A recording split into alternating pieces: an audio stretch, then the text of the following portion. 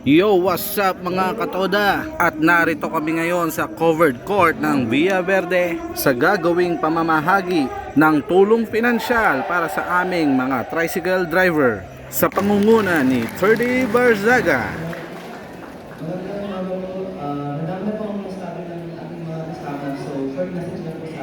At sa idol ng mga tricycle driver dito sa Dasmariñas,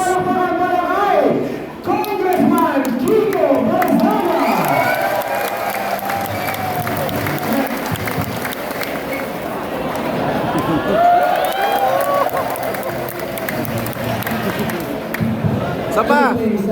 Sapa!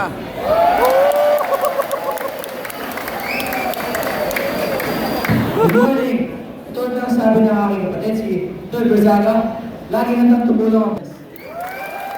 At syempre sa mahal naming si Mayora.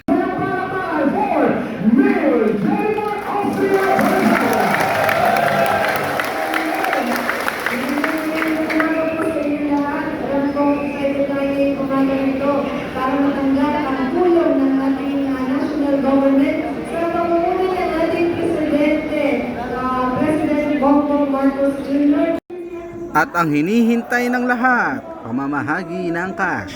Dito nga ay nagbibigay ng instruction si Sir Jed ng DSWD para hindi magkagulo sa pila.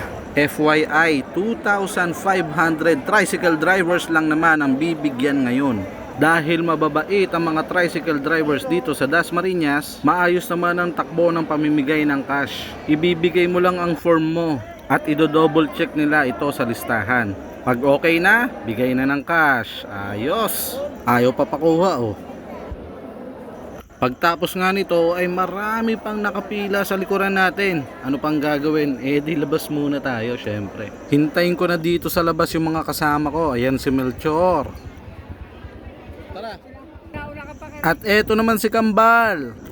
At isa pang Kambal. Gulo. Saan ka lumusot? Nagpasya na kaming umuwi para makabawas sa dami ng tao dito. Kung makikita ninyo, talagang siksikan ang parking dito. 2,500 nga naman na tricycle driver yan, oy. Dumaan nga muna kami sa shop para bumili ng spark plug ni Kambal. Hindi mapatakbo ang kanyang tricycle dahil wala ng pin ang kanyang spark plug. Kinabit ko nga rin ito agad. Ayos! Alam na, kain na na!